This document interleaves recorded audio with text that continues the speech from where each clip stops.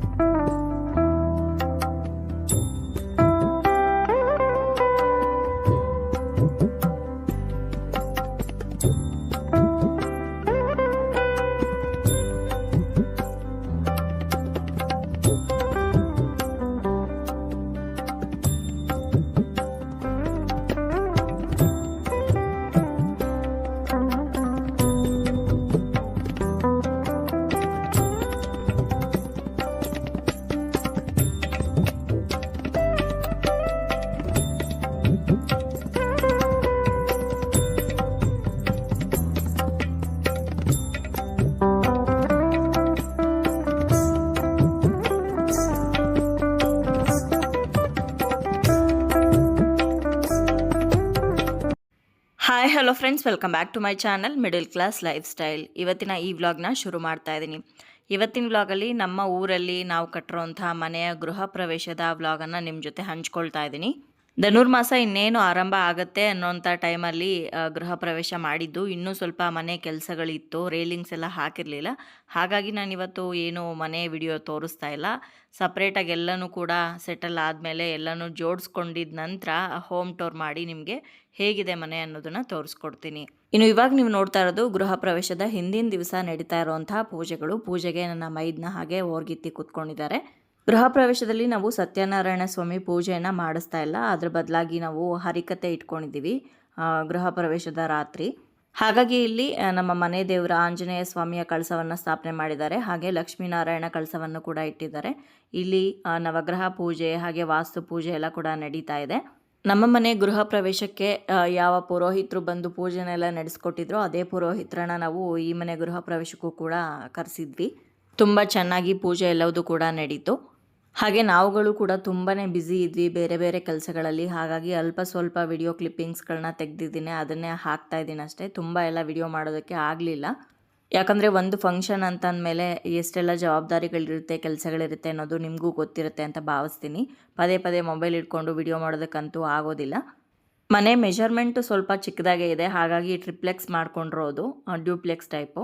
ಇಲ್ಲಿ ಒಂದು ರೂಮಲ್ಲಿ ಹೋಮ ಮಾಡೋದಕ್ಕೆ ಅಂತ ರೆಡಿ ಮಾಡ್ಕೊಂಡಿದ್ದಾರೆ. ಹಾಗೆ ಮೇಲ್ಗಡೆ ಫ್ಲೋರಲ್ಲಿ ದೇವರ ಕಳಸವನ್ನು ಇಟ್ಟಿದ್ದಾರೆ. ಹಾಗೆ ನವಗ್ರಹ ಪೂಜೆ ವಾಸ್ತು ಪೂಜೆ ಎಲ್ಲ ಕೂಡ ಮೇಲ್ಗಡೆ ಫ್ಲೋರಲ್ಲಿ ಮಾಡ್ತಾ ಇದ್ದೀವಿ. ಕೆಳಗಡೆ ದೇವ್ರ ಮನೆಯಲ್ಲಿ ಲಕ್ಷ್ಮೀ ಪೂಜೆಯನ್ನು ಮಾಡಿ ಹಾಗೆ ನಮ್ಮ ಮನೆ ದೇವರು ಹಾಗೆ ಊರ ದೇವರು ಎರಡೂ ಆಂಜನೇಯ ಸ್ವಾಮಿನ ನಾವು ಕರೆಸ್ತಾ ಇದ್ದೀವಿ ಗೃಹ ಪ್ರವೇಶದ ದಿವಸ.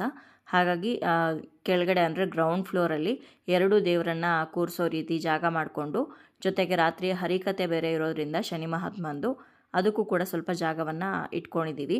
ಯಾಕಂದರೆ ಲಾಸ್ಟ್ ಟೈಮ್ ನಮ್ಮ ಮನೆ ಗೃಹ ಪ್ರವೇಶದಲ್ಲಿ ಮನೆ ದೊಡ್ಡದಾಗಿದ್ದರೂ ಕೂಡ ಅಲ್ಲಲ್ಲೇ ಪೂಜೆಗಳು ಮಾಡಿರೋದ್ರಿಂದ ಹೋಗೋರಿಗೆ ಬರೋರಿಗೆ ತುಂಬಾ ತೊಂದರೆ ಆಗ್ತಾಯಿತ್ತು. ಎಲ್ಲಿ ಕಾಲು ತಗಲಿಸ್ಬಿಡ್ತಾರೋ ದೇವ್ರಿಗೆ ಅನ್ನೋ ಭಯ ಇತ್ತು. ಹಾಗಾಗಿ ಈ ಸಲ ಪ್ಲ್ಯಾನ್ ಮಾಡಿಕೊಂಡು ಕರೆಕ್ಟಾಗಿ ಒಂದು ಕಡೆಯಿಂದ ಹೋಮ ಎಲ್ಲಿ ಮಾಡಬೇಕು, ದೇವ್ರ ಕಳಸ ಎಲ್ಲಿ ಪೂಜೆ ಮಾಡಿಸ್ಬೇಕು, ಹಾಗೆ ದೇವ್ರುಗಳನ್ನ ಕರ್ಕೊಂಡು ಬಂದಿರ್ತೀವಲ್ಲ ಆ ದೇವ್ರನ್ನ ಎಲ್ಲಿ ಕೂರಿಸ್ಬೇಕು ಅನ್ನೋದನ್ನು ಪ್ಲ್ಯಾನ್ ಮಾಡಿಕೊಂಡು ಮಾಡಿದ್ವಿ. ತುಂಬಾ ಚೆನ್ನಾಗಿ ಬಂದಿತ್ತು ಎಲ್ಲ ಪೂಜೆಗಳು ಕೂಡ. ಇವಾಗ ಹೋಮ ಶುರುವಾಗಿದೆ. ರಾತ್ರಿ ಕೂಡ ಹೋಮನ ಮಾಡಿದ್ರು, ಹಾಗೆ ಬೆಳಗ್ಗೆ ಕೂಡ ಹೋಮನ ಮಾಡಿಸಿದ್ರು. ರಾತ್ರಿ ಹೋಮಕ್ಕೆ ನಾನು ನನ್ನ ಮಗನೂ ಕೂಡ ಕೂತ್ಕೊಂಡಿದ್ವಿ. ಗಣ ಹೋಮ, ನವಗ್ರಹ ಹೋಮ, ಮೃತ್ಯುಂಜಯ ಹೋಮ, ಲಕ್ಷ್ಮೀ ಹೋಮ, ಹೀಗೆ ಸುಮಾರು ರೀತಿಯಾದಂತಹ ಹೋಮಗಳನ್ನು ಮಾಡಿಸಿದ್ರು. ಇದೆಲ್ಲ ಹಿಂದಿನ ದಿವಸದ ಪೂಜೆ ಆದರೆ ಮಾರನೇ ದಿವಸ ನಿಮ್ಗೆ ಗೊತ್ತಿರೋ ಹಾಗೆ ಗಂಗೆ ಪೂಜೆಯಿಂದ ಪೂಜೆ ಶುರುವಾಗುತ್ತೆ. ಬೆಳಗ್ಗಿನ ಜಾವ ಬ್ರಾಹ್ಮಿ ಮುಹೂರ್ತದಲ್ಲೇ ಎಲ್ಲ ಪೂಜೆಗೂ ರೆಡಿ ಮಾಡ್ಕೊಂಡಿದ್ದೀವಿ. ಇವಾಗ 5 ಜನ ಕಳಸ ಎತ್ಕೊಂಡು ಮನೆ ಒಳಗಡೆ ಹೋಗಬೇಕು. ಗಂಗೆ ಪೂಜೆ ಮಾಡಿ ಅದಕ್ಕೆಲ್ಲವೂ ಕೂಡ ರೆಡಿ ಮಾಡ್ಕೊಂಡಿದ್ದೀವಿ. ಮನೆ ಒಳಗಡೆ ಹೋಗೋದಕ್ಕೆ ಹೊಂಬಾಳೆ ಕಳಸ ಕೂಡ ರೆಡಿಯಾಗಿದೆ. ಹಾಗೆ ಹೊಸದಾಗಿರೋವಂಥ ದೇವ್ರ ಫೋಟೋ ಮತ್ತು ಚಪ್ರ ಈ ರೀತಿ ಅಲಂಕಾರ ಮಾಡ್ಕೊಂಡಿದ್ದೀವಿ. ಇದು ಮನೆ ಎಂಟ್ರೆನ್ಸು. ಮನೆ ಒಳಗಡೆ ಹೋಗೋದಕ್ಕೆ ಇವಾಗ ಅಲ್ಲಿ ಗಣಪತಿನೆಲ್ಲ ಕೂರಿಸಿ ಹೊಸ್ತಿಲ್ ಪೂಜೆ ಮಾಡಿ ಮನೆ ಒಳಗಡೆ ಹೋಗಬೇಕಲ್ಲ, ಅದಕ್ಕೆಲ್ಲ ತಯಾರಿ ಮಾಡ್ಕೋತಾ ಇದ್ದಾರೆ. ಹಾಗೆ ಹಸು ಪೂಜೆಯನ್ನು ಕೂಡ ಮಾಡಬೇಕು. ಹಸುವನ್ನು ಕೂಡ ನಮ್ಮದೇ ಹಸುನ ಕರ್ಕೊಂಡು ಬಂದು ರೆಡಿ ಇಟ್ಕೊಂಡಿದ್ದೀವಿ. ಕರೆಕ್ಟಾಗಿ ಬೆಳಗಿನ ಜಾವ 5 ಗಂಟೆಗೆ ಗಂಗೆ ಪೂಜೆ ಶುರುವಾಯಿತು. ಇವಾಗ ಎಲ್ರಿಗೂ ಕೂಡ ಅಂದರೆ ಮುತ್ತೈದೆಯರು 5 ಜನ ಅವ್ರಿಗೆಲ್ಲ ಕಂಕಣ ಕಟ್ಟಿ ಮಡ್ಲನ್ನು ತುಂಬಿ ಆನಂತರ ಇವಾಗ ಗಂಗೆ ಪೂಜೆಯನ್ನು ಮಾಡ್ತಾ ಇದ್ದಾರೆ.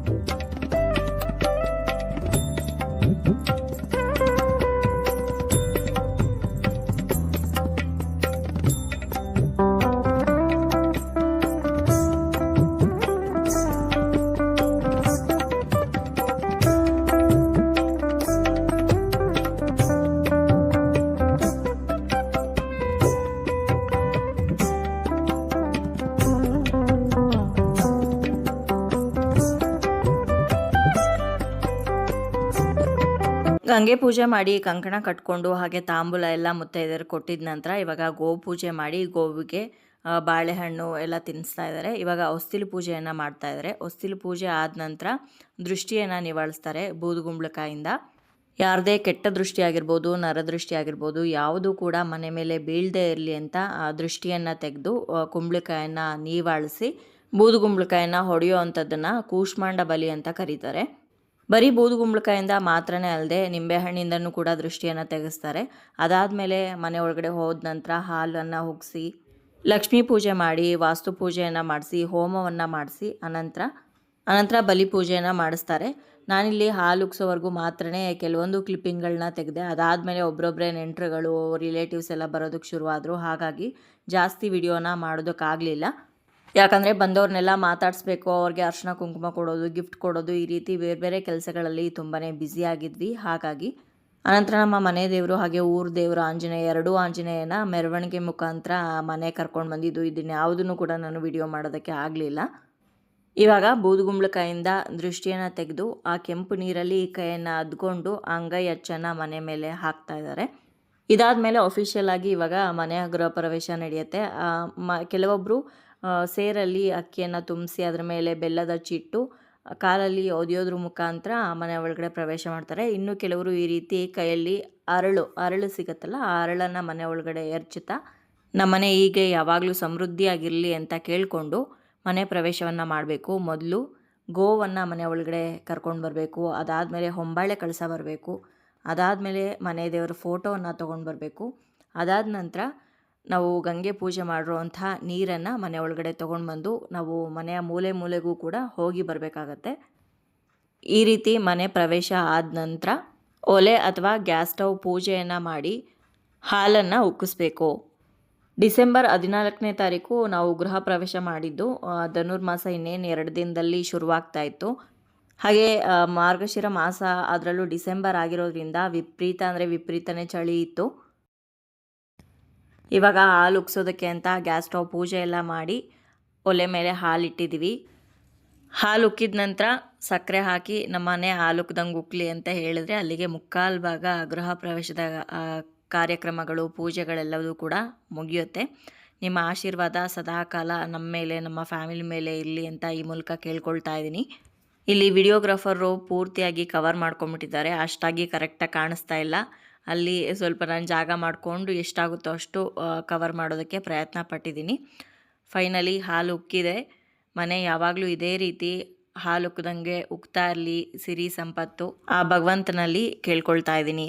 ಇದಾದಮೇಲಿಂದ ನನಗೇನು ವಿಡಿಯೋ ಮಾಡೋದಕ್ಕಾಗಲಿಲ್ಲ. ಗೃಹ ಪ್ರವೇಶದ ರಾತ್ರಿ 10 ಗಂಟೆಗೆ ಹರಿಕತೆ ಇಟ್ಕೊಂಡಿದ್ವಿ ನಾವು. ಶನಿ ಮಹಾತ್ಮಂದು ಹರಿಕತೆ ಇಡೀ ರಾತ್ರಿ ಪೂರ್ತಿ ಹರಿಕತೆ ನಡೀತು. ಇವತ್ತು ಬೆಳಗಿನ ಜಾವ ಶನಿ ಮಹಾತ್ಮನಿಗೆ ಮಹಾಮಂಗಳಾರತಿ ಆಗ್ತಾ ಇದೆ. ಇಲ್ಲಿ ಎಡಗಡೆ ಕಾಣಿಸ್ತಾ ಇರುವಂಥ ದೇವರು ನಮ್ಮ ಊರು ಅಂದರೆ ಬರಗೂರು ಆಂಜನೇಯ ಸ್ವಾಮಿ. ಹಾಗೆ ಮಧ್ಯದಲ್ಲಿ ಶನಿ ಮಹಾತ್ಮ ದೇವ್ರ ಫೋಟೋ ಇಟ್ಟು ಮುಂದೆ ಕಳಸ ಇಟ್ಟು ನವಗ್ರಹ ಪೂಜೆ ಮಾಡಿದ್ದೀವಿ. ಇಲ್ಲಿ ಬಲಭಾಗದಲ್ಲಿ ನಮ್ಮ ಮನೆ ದೇವರು ಒಡ್ಗೆರೆ ಆಂಜನೇಯ ಸ್ವಾಮಿ ಕರೆಸಿರೋವಂಥದ್ದು. 3 ದೇವ್ರಿಗೂ ಮಹಾಮಂಗಳಾರತಿಯನ್ನು ಮಾಡಿ ಹಾಗೆ ಪ್ರಸಾದ ವಿನಿಯೋಗವನ್ನು ಮಾಡಿದ್ವಿ. ಇಲ್ಲಿಗೆ ನಮ್ಮ ಊರಿನ ಮನೆ ಗೃಹ ಪ್ರವೇಶ ಸಂಪನ್ನ ಆಯಿತು. ಎಲ್ಲ ಪೂಜೆ ಎಲ್ಲವೂ ಕೂಡ ಚೆನ್ನಾಗಾಯಿತು. ಹಾಗೆ ಕರೆದಿದ್ದವರೆಲ್ಲರೂ ಆಲ್ಮೋಸ್ಟ್ ಬಂದಿದ್ದರು. ತುಂಬಾ ಖುಷಿ ಆಯಿತು. ಸೊ ಇವತ್ತಿನ ಈ ವ್ಲಾಗ್ನ ನಾನು ಇಲ್ಲಿಗೆ ಮುಗಿಸ್ತಾ ಇದ್ದೀನಿ. ನಿಮ್ಮೆಲ್ಲರಿಗೂ ವಿಡಿಯೋ ಇಷ್ಟ ಆಗಿದೆ ಅಂತ ಭಾವಿಸ್ತೀನಿ. ಇಷ್ಟ ಆಗಿದ್ರೆ ಲೈಕ್ ಮಾಡಿ, ಬೇರೆಯವ್ರಿಗೂ ಕೂಡ ಶೇರ್ ಮಾಡಿ.